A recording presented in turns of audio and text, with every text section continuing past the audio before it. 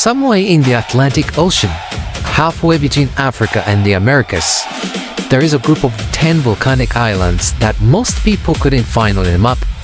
Population? 5 to 5,000 people, roughly the size of Kansas City.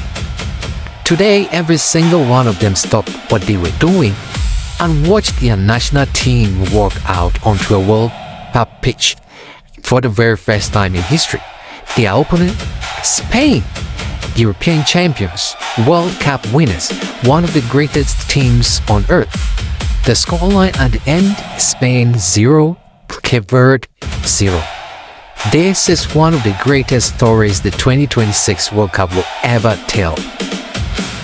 Let's establish what happened on paper first, because the numbers make what Cape Verde achieved even more remarkable. Spain had 27 shots. 27. Cape Verde 3. Spain had Yamine Yamal, one of the most exciting players on the planet, come off the bench in the second half specifically to break the deadlock. He couldn't.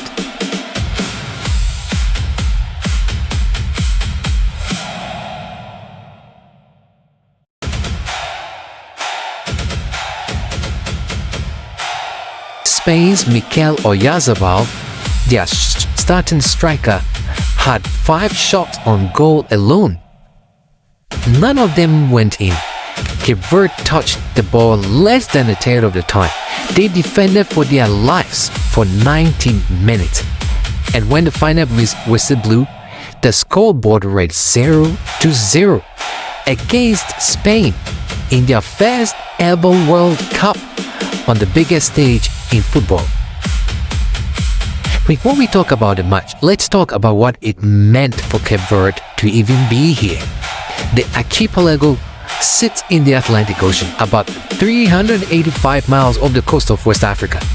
10 islands, volcanic, remote, former Portuguese colony, independent only since 1975. With a population of roughly 525,000 people, Cape Verde is the third smallest nation ever to compete in the FIFA World Cup. Only Iceland in 2018 was smaller by population. They didn't even start trying to qualify until 2002. It took them 24 years and an expanded 48-team tournament to finally make it. When they qualified last October, the Cape Verdean government declared a national half-day holiday so the entire country could watch the game. Tonight, in Atlanta, wasn't just a football match for Cape Verde. It was the culmination of half a century of dreaming. Remember is the man who made it all happen. His name is Vozinha. He got that nickname from his grandparents, who raised him because his father was in military service and his mother had to work. The name followed him everywhere. I didn't like it at first, he said, but in Angola there was another goalkeeper named Josimar, so I became Vozinha, and it stuck. Vozinha is 40 years old. He plays his club football in Portugal's second division, not the Premier League, not La Liga, the second tier of Portuguese football. Tonight, he stood between the posts against the reigning European champions, and he made 7 saves. 7! Including a sequence in the first half, a looping ball, a wide open chance, a dive to his right, the ball cannon off the crossbar. Oyarzabal held in the rebound, and Vozinha leaping back up to push it away again.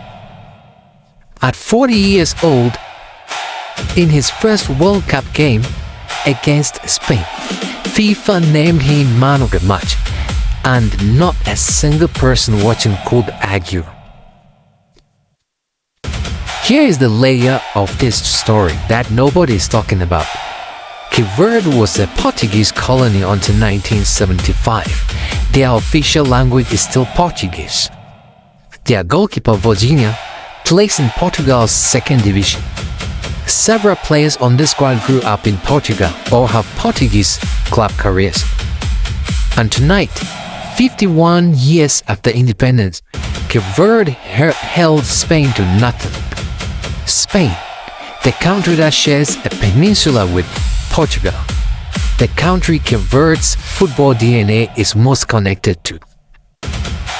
There's something poetic about that.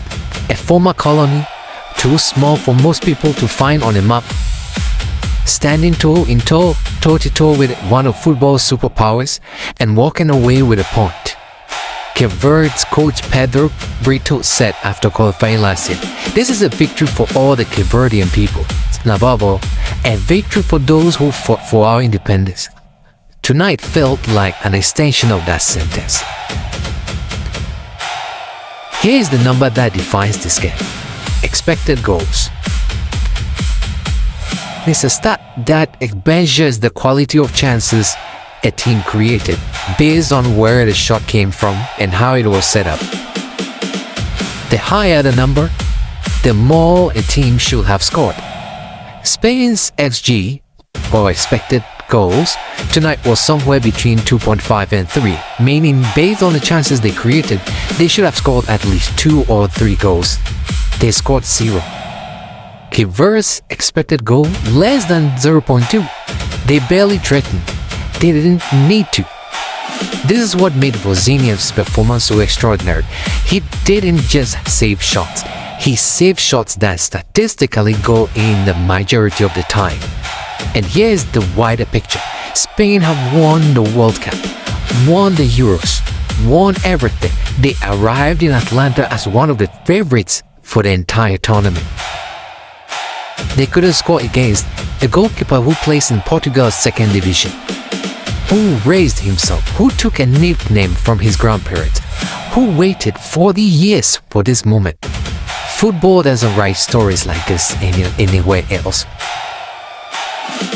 This match was played in Atlanta, Georgia, and that matters more than you might think.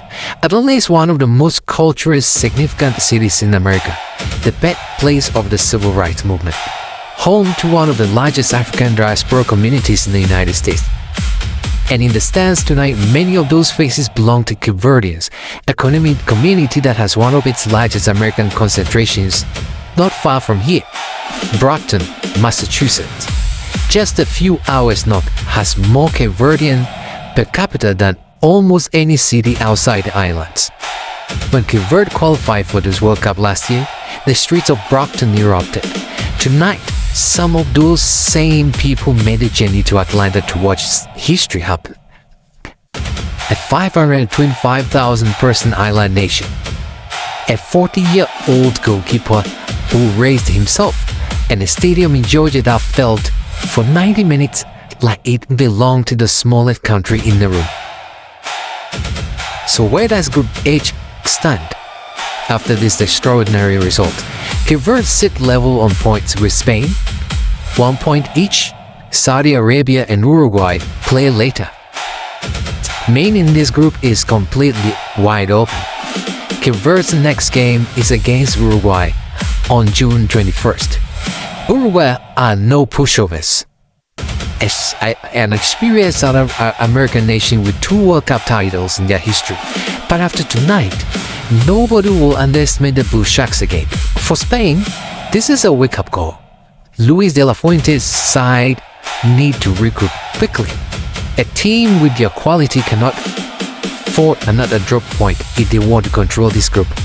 Their next match is also June 21st against Saudi Arabia. A must-win on paper.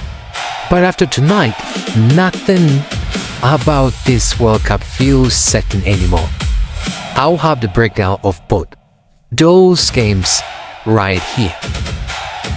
Spain 0, Cape Verde 0. 27 shots, 7 saved, 1 40-year-old goalkeeper. And a nation of 525,000 people that just told the world they belong here. This is beyond the 90 minutes. Subscribe if you want every match broken down like this. New video after every big game. See you before June 21st.